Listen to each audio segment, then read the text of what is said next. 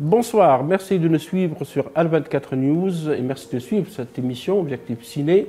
Nous sommes à Annaba où se déroule la 5e édition du Festival international du film méditerranéen. Nous avons le plaisir ce soir d'accueillir la présidente du jury long-métrage, Madame Pilar Revuelta d'Espagne. Bonsoir Pilar. Bonsoir, monsieur. Merci d'avoir accepté l'invitation de notre chaîne. Première impression d'abord, c'est votre première visite en Algérie? Oui, c'est ma première visite. Bon, je suis vraiment enchantée. Et en plus, bon, ça, même si c'est notre pays, on a tellement de choses en commun, je trouve, que bon, c'est plutôt ce qui nous rassemble, c'est plutôt les choses en commun que les choses différentes. Et bon, je me suis baladée un peu pour Annaba. En Annaba, hier, je suis allée voir les ruines, la basilique. C'est très intéressant. Et en plus, parler avec les gens qui habitent ici, pour moi, c'est le plus intéressant. Et comment vous avez trouvé Annaba? Je trouvais bien. Je n'ai pas eu vraiment tellement le temps pour prendre... Vous m'imprégner de la vie? Oui, de la France. J'ai parlé avec des gens qui habitent ici, parce qu'il y a beaucoup de gens qui sont dans le festival, qui habitent à Annaba. Oui. Je demandais un peu comment c'était la vie ici. Je le trouve bien. Ça, je me sens vraiment comme chez moi. L'Espagne, ce n'est pas un pays lointain, c'est un pays voisin. Et nous avons la Méditerranée en partage. La mission du président du jury, elle consiste en quoi? Est-ce qu'elle est compliquée? Est-ce qu'elle est difficile? Moi, je pense... bon, il consiste, on doit donner, premièrement, le prix au meilleur long-métrage. Après, il y a un prix du jury. Il y a aussi un prix meilleure actrice, meilleur acteur, meilleur scénario et meilleur directeur. Ce sont 18 films et on doit choisir. Ce qui est dur, c'est de choisir. Oui, c'est le choix qui est toujours difficile. C'est dur, toujours.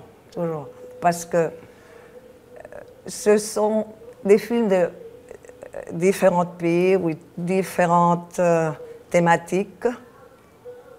Évidemment, s'ils ont fait une sélection première, ça veut dire qu'ils sont tous capables de gagner. Pour moi, la difficulté, c'est de prendre un. C'est choisir. Et dire que c'est le meilleur, ce film est le meilleur. Oui, le meilleur, mais il y a des films qui sont bons pour certaines raisons, il y a des autres qui sont bons pour des autres. Au moins, quand on a la possibilité de faire le meilleur scénario et le meilleur directeur aussi, ça te donne la possibilité d'avoir une élection plus ample. Oui. Vous êtes chef décoratrice, vous avez eu l'Oscar du meilleur décor en 2007 pour Labyrinthe de peine de Guillermo del Toro. Vous avez eu également le BAFTA la même année, en 2007. Quand vous êtes chef décoratrice, directrice artistique, quand vous voyez un film en tant que président du jury, est-ce que vous voyez les décors ou est-ce que vous voyez la mise en scène ou le scénario? Bon, c'est un peu difficile de se soustraire, de se mettre un peu loin de ce qu'on fait, normalement qu'on travaille. Je pense que quand un film est vraiment, vraiment réussi, tu vois l'ensemble. C'est un ensemble, oui. Oui, mais évidemment, je regarde et je dis, bon, ils ont mis ça, ils ont mis l'autre. Tu fais, même si tu ne veux pas, tu as toujours une opinion sur ce que tu vois. Mais je pense que la bonne décoration d'un film, c'est presque quand on ne la voit pas. Ouais, ça pour moi, quand la décoration est là pour aider à raconter l'histoire. Je pense que l'histoire, c'est ce qui nous mène. Évidemment, il y a des films qui sont très, très bons, mais je pense que l'histoire de la décoration, ce ne sont pas de faire des décors très beaux. Je m'explique. Il y a un truc, c'est la décoration d'intérieur, que tu peux le voir dans des magasins, c'est une autre histoire ici. Je pense que la réussite, c'est de pouvoir raconter l'histoire que le directeur veut, en termes émotionnels, en termes de pouvoir emmener le spectateur à l'endroit où on veut l'emmener. Et ça, c'est en choisissant les bonnes, en prenant les bonnes décisions. de la couleur, des constructions, des objets, du style qu'on veut donner sur un film. Je pense que ça, c'est le plus difficile, donner un style. Oui, c'est-à-dire que le décor est là que pour appuyer, comme c'est un accompagnement. De mon point de vue, oui. L'histoire, vous avez été décoratrice du film Le Labyrinthe de Pan, et pourtant dans ce film, le décor est très présent. Ouais. Très très présent Oui. à tous les niveaux, parce que c'est un film qui a eu beaucoup de succès à l'époque, en 2007. Comment vous avez travaillé avec Guillermo del Toro pour ce film qui est un peu... Il faut le voir pour comprendre l'histoire de ce film. Ouais. Avec Guillermo del Toro, j'avais travaillé avant dans un autre film en Espagne, parce que lui, il voulait faire une trilogie. Oui. Il a fait seulement un diptyque. Il n'a pas arrivé à faire le troisième. Et lui, il est un directeur qui travaille beaucoup avec l'image. Oui. Il a une imaginaire très, très spéciale. Et on travaille toujours, on a beaucoup des entretiens, on parle beaucoup sur le film, beaucoup, avec beaucoup de références. Et ce film, une chose qui nous a aidés à tous, on a tout dessiné. Ah. Non pas seulement les dessins conceptuels, que ça te donne une idée comment est-ce que va être le résultat final de ces décors, mais on a dessiné tout, tous les objets, tout. Sauf que c'était un travail très minutieux de faire. Et en plus, lui, il a plein d'idées, plein de trucs. Et c'est quelqu'un de très généreux en termes qu'il aime beaucoup, qu'on partage. Finalement, un film, c'est un travail en équipe. Ça ne peut pas être d'une autre façon. Tout doit être dans la même direction, la photo, les acteurs, les scénarios, les coutumes. Lui, il prend beaucoup de temps à parler, à chercher.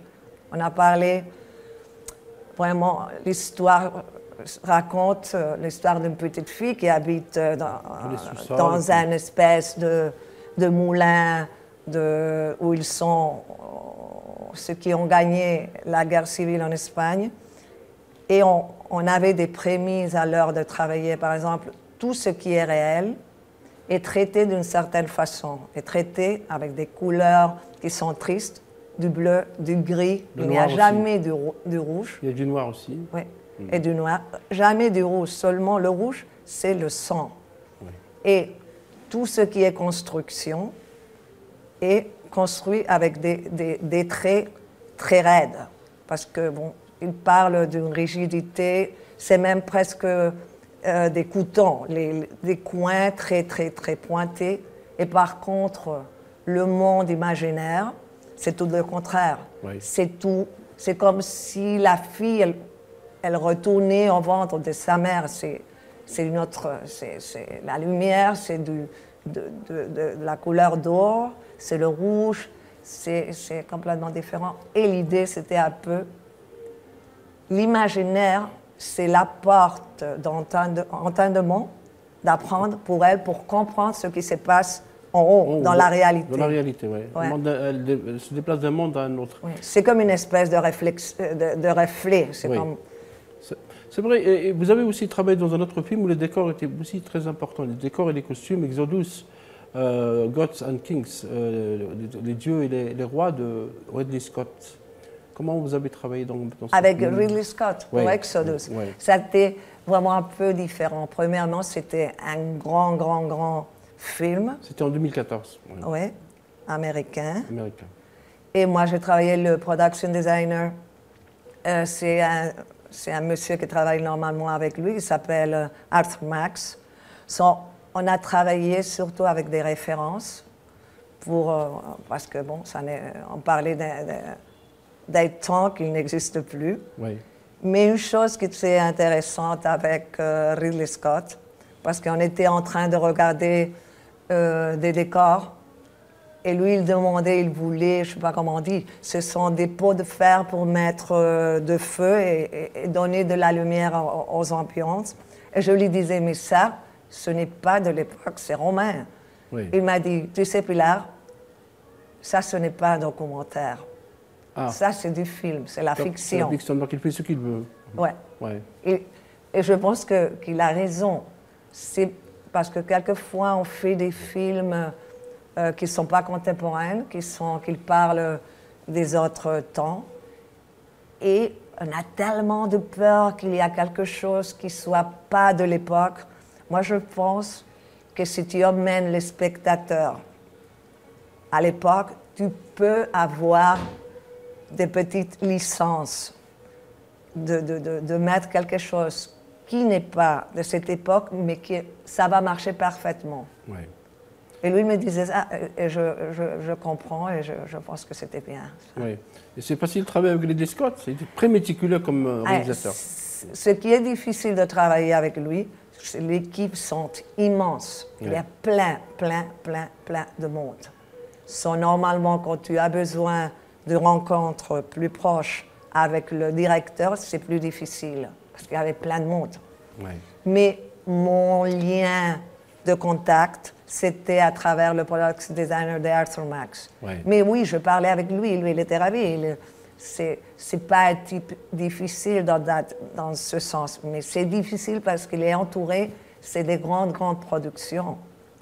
Mais ça c'est allé très bien.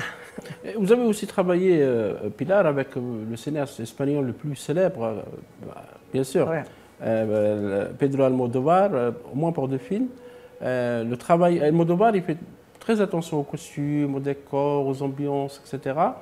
Le travail avec lui, comment était? Est-ce que il est plus facile que Ridley Scott, plus compliqué? Comment vous avez fait 2 films avec Pedro Almodóvar, La mauvaise éducation et Étreinte brisée. Oui.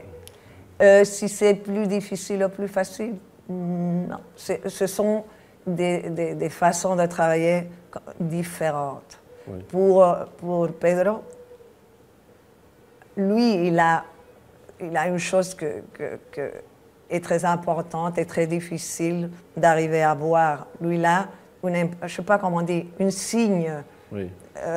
d'identité. Tu vois un film d'Almodóvar et tu sais c'est Almodóvar. C'est Almodóvar, oui. Ouais. Ça, c'est très difficile d'arriver à voir ça. Une signature. Oui, une signature Ouais. personnelle. Ça, Ouais. je pense que vraiment, c'est très difficile. Mais pour travailler avec lui, bon, on cherche beaucoup de documentation, beaucoup de renseignements. Il a plein de photos. Moi, je lui présente des choses. Mais il aime beaucoup qu'on lui présente beaucoup de choses pour faire son choix. Qui est un choix plus grand. Oui, beaucoup. Et évidemment, c'est un directeur où il travaille avec la quantité. Ses décors sont toujours pleins. Et il a aussi une palette de couleurs qu'il utilise tout le temps. Le rouge, le vert, oui. Le bleu, les couleurs primaires. Il a bien des talons aiguilles aussi. Oui. Beaucoup. Et lui, je pense qu'il veut être...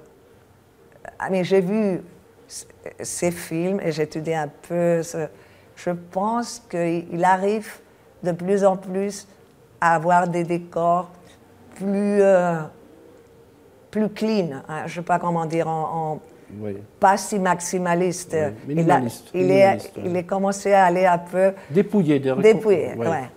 Mais une chose avec lui aussi, par exemple, les objets, les meubles, lui, il aime les choses qui sont très bien, des conditions très bien. Par exemple, il y a une chose normalement quand tu travailles dans le cinéma, les objets, quelques accessoires mobiliers, normalement, on les traite un peu pour qu'ils puissent, parce qu'on dirait qu'on vient de les acheter de magasin.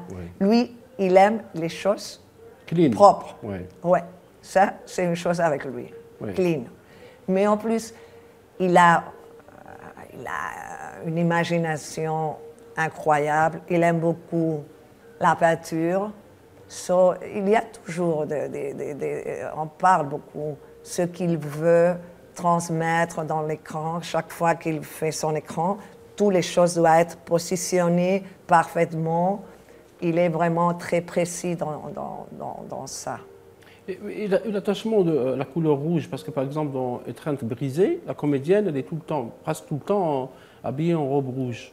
Et dans les autres films d'Almodóvar également. Est-ce qu'il y a une explication à cette... Non. Le rouge, c'est la passion, c'est les pouvoir, choses c'est l'amour, débordantes. Ce sont des gens qui qui sont pleins de tout. Mais par exemple, il y a dans les embrasses, Pénélope, il y a une Pénélope Cruz. Elle est dans une séquence qu'elle est en train de s'habiller parce qu'elle a une soirée. Elle a une coutume en noir avec des chaînes d'or que son mari il est en train de fermer. Vraiment, c'est la cache d'or. Il y a beaucoup de métaphores, des symboles. Lui, chaque chose qu'il met, c'est pour une raison. Ça veut dire qu'il faut bien voir les films de Moldemort pour comprendre les significations. Les décors ne sont pas en plus. Le décorateur a tendance aussi à travailler avec des costumiers ou les costumières. Comment se fait le travail? Est-ce que c'est en complémentarité? Comment vous négociez avec ceux qui font les costumes? Les costumes. Oui. Moi, j'ai une grande amie qui est chef coutumière, très très bonne. Elle travaille avec Woody Allen, elle travaille avec plein de monde. Et on parle toujours de comment on travaille. Moi, je pense que dans un film, tout est important. Et tout doit être dans la même direction. Et de rien sert de construire, de faire un très beau décor si après il y a quelqu'un qui est habillé et qu'on ne le voit pas parce que c'est la même couleur du fond et des trucs comme ça. Et je pense que les vêtements, finalement, c'est la première chose qu'on voit d'un acteur. Il dit beaucoup de choses de la personnalité, de la façon de vivre du personnage. La première chose qu'on voit d'un acteur, c'est ses vêtements. Oui. Et en plus, je pense que normalement, par exemple, si tu as une séquence et tu as des extras et des figurants et je sais pas, une multitude de gens, ça dépend comment ils sont habillés. Ils peuvent devenir un mural et donner de l'information et donner et te transmettre des choses. Tu peux peindre. Oui. Et tu peux faire beaucoup de choses avec les costumes. Oui. On doit tous travailler dans la même direction. Direction de ce que veut le réalisateur. Et vous avez aussi travaillé dans un film catastrophe, L'Impossible de Bayona. Ah, L'Impossible. C'est le tsunami qui a eu lieu en Indonésie il y a quelques années. Je pense en 2004, si je ne me trompe pas. Quand on travaille dans un film catastrophe, ça veut dire que c'est des touristes qui sont là, au bord d'une piscine, à côté de la mer, et puis il va arriver la mer. Comment on travaille des décors comme ça? Parce que parfois, il faut beaucoup de travail sur les décors, sur les destructions, sur les maisons qui se fondent, les chaises, etc. Comment on travaille dans un film catastrophe? Parce que généralement, on a tendance à évoquer les effets spéciaux. Mais là, dans L'Impossible, j'ai vu qu'il y a eu un grand travail du réalisateur Bayona pour faire vrai, pour qu'on ait l'impression que c'est réellement le tsunami qui a tué des touristes. Oui, pour L'Impossible, ça a été un film. Moi, j'ai resté sur Thaïlande en préparation presque 8 mois.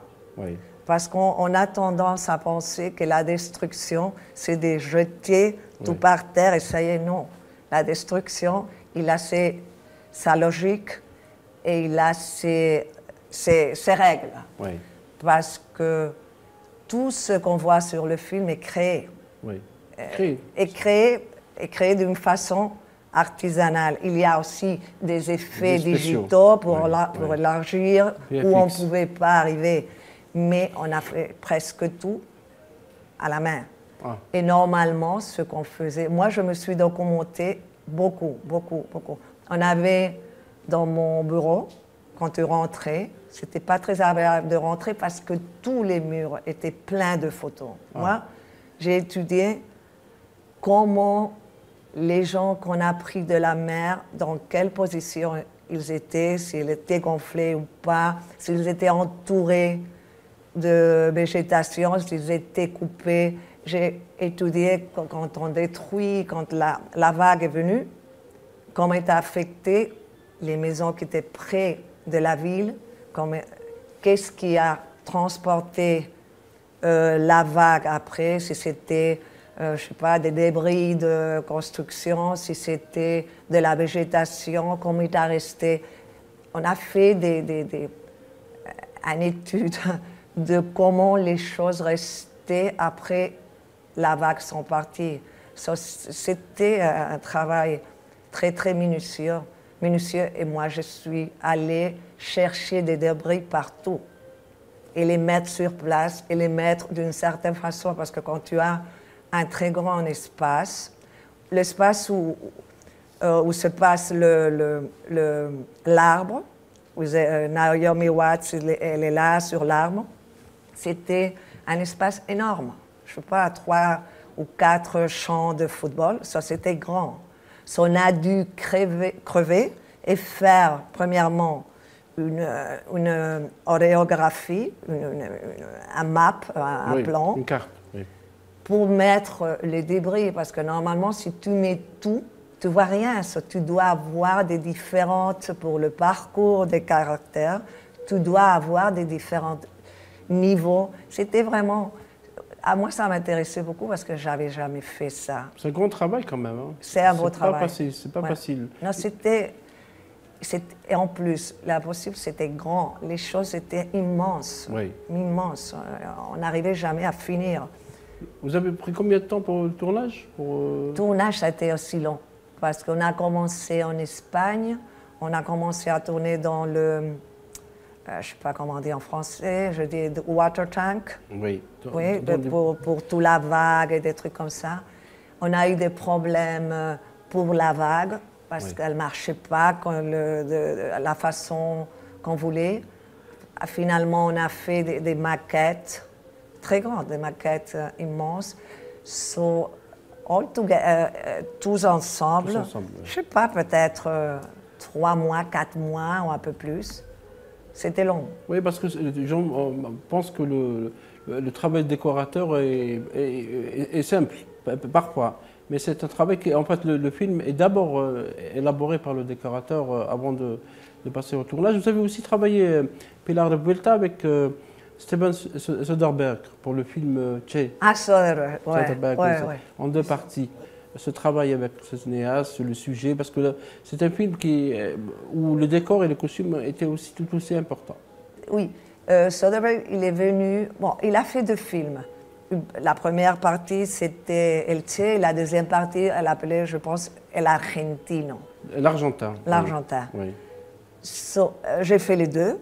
On a travaillé en Espagne et on a travaillé à Puerto Rico, à Mexico. Et c'était, premièrement, un projet complètement différent. Oui. C'était presque... Lui, il tournait caméra en main. En main, oui. Le film, il avait du grain. Ça veut dire c'était presque un documentaire. C'était vite, c'était... So, il avait une partie qu'on a tourné dans la forêt. On a fait une espèce de selva, forêt, je ne sais pas. Le jungle, oui.